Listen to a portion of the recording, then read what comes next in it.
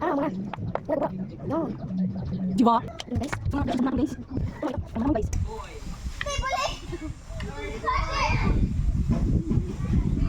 Kaunin mga guys, baka man sabi na nila kakauwi yung baba.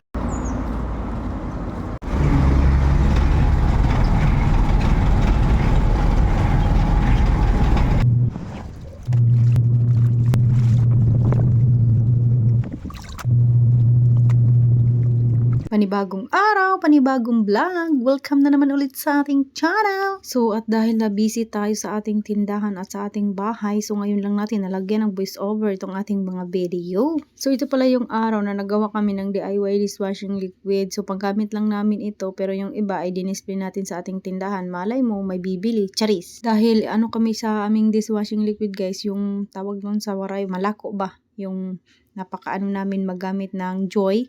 Kaya iyan, ay nagawa na lang kami ng DIY dishwashing liquid, no, para makatipid tayo at marami yung nagawa, no. Kaya kung sino yung gusto bumili, dito lang sa aming tindahan, merong available, 50 pesos only. So ayan, pagkatapos nga naming magawa ng DIY, ayan po, dumiretso agad kami dito mag-swimming. So ayan, ito yung mga video na hindi ko na-upload nung long video natin ng nakaraan, kaya ito in-upload ko na lang din dito dahil ayan, sinasama ko na yung mga video natin nung isang araw, kahapon, at saka nung nag-swimming kami. Sinusulit na talaga namin yung pag-swimming ngayon habang wala pang pasok, kasi pagbalik eskwela na naman ulit, hindi na tayo makapag-swimming at hindi na tayo makapag-relax kasi mabisa na naman ulit tayo sa ating tindahan, tapos sa ating namang mga negosyo.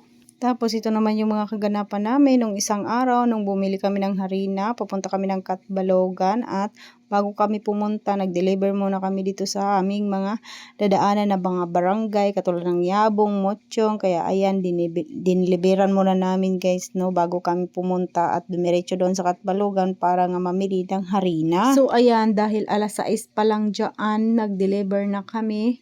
Nung dumating kami doon sa Catbalogan ay alas 6. Mag-alas 7 na siya. Kaya ayun, mga sarado pa yung mga tindahan. Kaya ayan, nantay muna namin sila guys tumagbukas dahil alas 8 pa. At ayan, sila nagbubukas dito. Kaya ayan, maaga talaga kami dumating dito. So ayan guys, dyan kami bumibili ng mga harina. Inantay pa talaga namin na magbukas sila. So 7 harina lang yung binili namin dahil baka hindi kayanan ng ating sidecar, no. Kaya yun, 7 pesos lang na harina yung ating binili. So, ayan na nga, pauwi na kami. Hindi rin kami nagtagal doon kasi harina lang naman yung pakay natin at saka yung mga soft drinks. Kaya Mountain Dew lang din yung nabili ko dahil walang ibang soft drinks. Pahirapan kasi ngayon yung mga soft drinks. So, ayan na nga, passport na tayo. Kaninang umaga, dumating na yung ating parcel na pinakahihintay ng mga t-shirt na gagamitin sana natin sa ating reunion. Kaso lang, ay ngayon lang talaga siya dumating, no? So, ayan, maganda naman yung tela. Worth it naman yung ating 300 pesos na binayad. Kaso lang, nahuli na talaga siya. So, ayun lang yung aking mai-share sa inyo ngayon.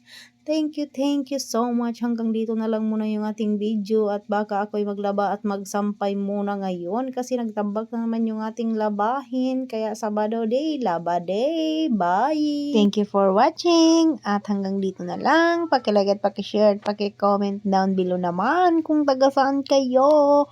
Bye!